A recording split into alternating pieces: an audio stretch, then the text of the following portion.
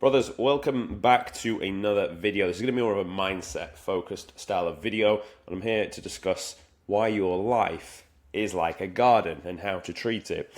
Now, why do I come up with this analogy to begin with? Well, in a lot of things in life, you will find yourself chasing after certain things. This may be the physique that you desire, this may be the career you desire, this may be the friendship group you desire, the location you desire, and the like partner that you would breed children with. You'll chase after all of these things, and in that inherent point of chasing after something, you never seem to end up getting it because the thing always seems to run away from you and always slip through your fingers, and it just seems to be a thing that never really happens. Because whenever you chase after something, you're showing that you don't have the thing and that you are going out to try and get it. Now, that's not to be mixed up with pursuing something and putting effort into things. That's different. That's where you are like on a path and you're working towards something. That's different than coming with energy of I don't have a certain thing, therefore I'm going to try and chase after it and force it into my life. The way I bring up the garden analogy is for any of those things in life, and if you look at any of the things you've got right now, you were able to attract them into your life. They wanted to stick around because of who you are and the attributes you had. So if we were to look at why someone wouldn't want to stick around, it's because right now your garden would be full of brown grass. Your garden is full of brown grass here, so you've not watered the grass in fucking ages, and you complain that it's not rained for ages, therefore your grass is brown, when in reality, you need to go out and fucking buy some water and water your grass.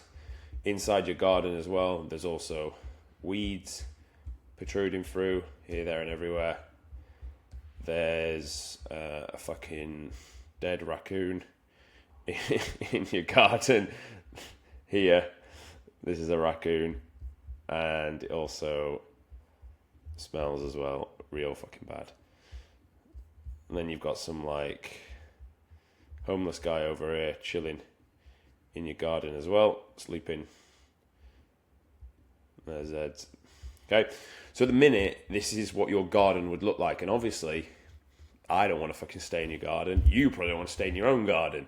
That's a side note, but that's why people go off and take vices and do this, that, and the other to try and escape from what their garden is actually looking like. They're trying to jump into someone else's garden because their garden is not in a good space. And the analogy is if you're trying to like fill voids through things and through other people, you're just going to try and sit in their garden. But if your garden's in bad order, you're going to bring some of this badness into their garden. You're going to make decay their garden. No one wants their fucking garden decay to you. You want to win the garden award of 2025.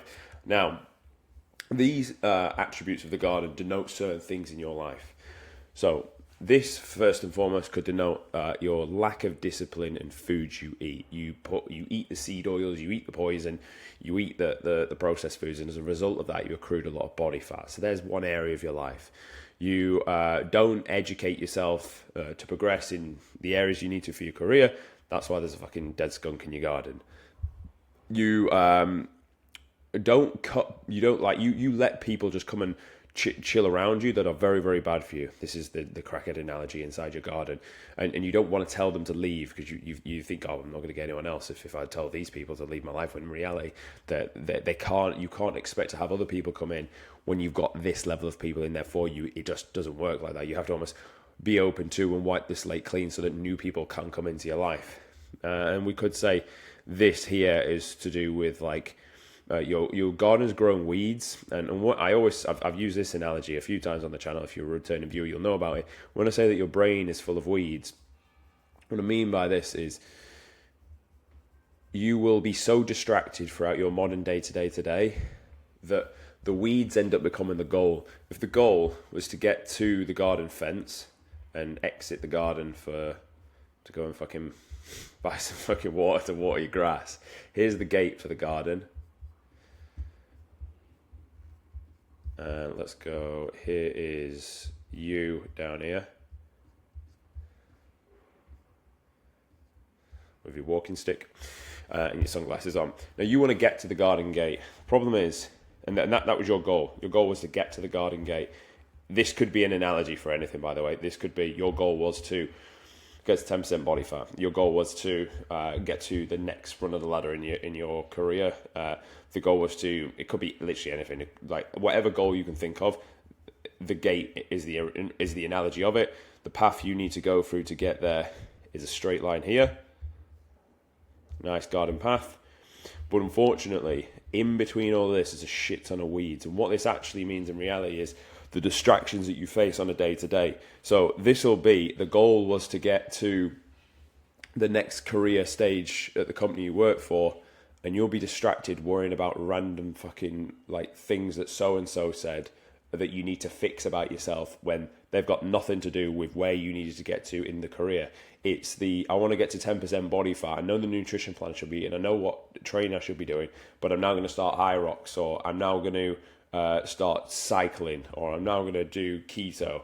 And you start changing the thing because you saw this random thing on the internet that told you, oh yeah, and only eat steak and eggs, and that's it. And although steak and eggs are fucking great, of course they are, you should eat them, but not only eating those is not going to get you to the goal of like building aesthetic upper body physique. So when this happens, you'll realize so much, because we're so consumed by the internet, consumed by like things around us, people around us, and we're so like easily influenced. You'll realize how quickly a goal can change. It's, you've got a training plan and you realize you see a guy with bigger traps in you and you're like, oh, well, there's not enough traps in my plan. Then you'll change change that and put that in. It's that there's not enough forearms in there, so you'll then go and put that in. I've done it myself, that's why I can speak about this. The worst thing you can do is keep changing your plans, changing what you should be eating, because you never then stick on one thing and make enough tangible progress to get to the garden gate, get through the barrier. When all along you were just running down the weeds, and the weeds ended up looking like the goal because they filled your brain with so much noise. Now you don't even know what the goal is anymore. It could be you wanted to get to a certain area in your career, but then you actually thought, oh, I'll start this side hustle, when the side hustle was a waste of time. It just took your energy away from the overall goal. Your ability to really dial it into one to two things is how you're truly going to get any success in anything. The only reason I was able to get as many transformations as I did last year for the Gorilla Platoon was because that was the only goal. Literally my only concern was, are we getting results week in, week out? If yes, good. If not, focus more on that and figure that out. And sure that it's not like that's not a thing you can do forever, but it's a thing you can do for seasons of your life. So for the season of your life, it's to focus on your career and to cut out all the noise, not let your brain get filled with weeds. There'll always be weeds trying to crop up.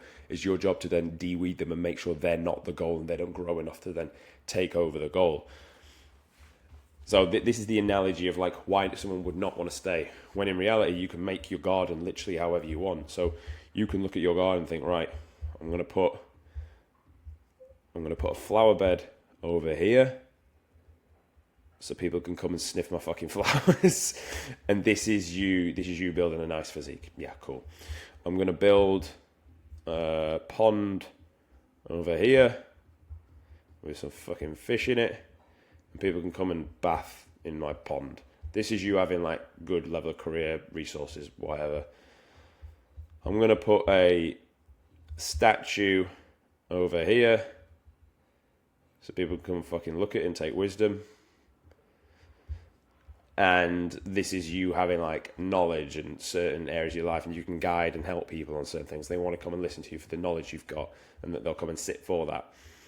You're like, right, well, I'm gonna layer this all with grass. Let's go from around the pond, start here, up to the flower bed. Yeah, we'll come around that. We'll layer all this with grass as well. All this will go around the pond to here, and all this is filled with grass. And this is your just basic foundations of being a good human being, having loyalty, having integrity, having selfless commitment, respect for others, holding doors, saying thank you, good manners, trying to do the right thing, not snaking people out. And this is what your foundation, your grass is laid on, along with the other attributes of why people want to come and stay in your garden. They want to come and sniff your fucking flowers. They want to come and fucking worship your statue, and they want to come and bath in your pond. And this analogy, you've created the right reasons for people to come and stay, and it's an attractive garden, therefore people want to come in. Like you've built the physique, people want to be around that because, oh, it's inspiring, maybe you can show me how to do it, or oh, you've got this knowledge, it could help me get to the next run of my ladder, or oh, cool, you've developed these resources, like this is cool, you're actually, going to some place. And you just build the garden like that and try and treat each area of your life to make your garden better. A lot of people just have a one-dimensional garden. They're good at one thing, and while you should be for a season of your life, once you get to a certain level, more is not always better. Like in the gym, you can get to a point where, because otherwise we'll just stay in the gym for 3 hours and do bicep curls only to get bigger biceps. But we know after a certain point, the return on the work is not as good. the same is like for other areas of your life. If your physique is fucking absolutely immaculate, then maybe start to work on your finances. If your finances are absolutely immaculate, then maybe start to work on your physique. If both are immaculate, maybe start to work on your like morals and ethics and where you think you stand. If all those are in good order, but your physique isn't, then dial that in and just see where the deficit is and bring up that area, because that weaker area will give you a massive impact on your life. Where there's moving the needle a little bit further and getting a few more K a month when you're already doing all right is not really going to change your life that much. But you being able to walk about this earth, go to a random city, speak to brand new spanky people and make friends and whatnot, that's going to massively impact your life. That's worth so much more than a couple of K in your bank. And most things actually are like experiences and life. Like your character is always going to be the best thing that you can develop up. So anything that develops your character is where I'd say spend your time doing it, doing hard things, doing things that you can look back on and you're proud of. You're never going to remember working the job, saving the extra 2K a month, but you will remember that charity event you did, or that sporting event you did, or that thing that was hard, or that thing that people said you couldn't do, or a thing that was uncomfortable. You're only going to remember those things, and they're what develop your character, and your character is your only thing that you can take with you. Like even the muscle you build on your body, that will eventually disintegrate, but the character that it took, that you developed because of building the muscle, that can never leave you. It's the same with like all the money you make in the world. Like eventually it's kind of pointless anyway, but it's the character it made you in getting up to that point of building something that was cool and successful. The only thing you can take with you is your character and the experiences that are made from it. So your garden is like your life is like a garden. Make it as attractive as possible, and people are going to come and stick around in it.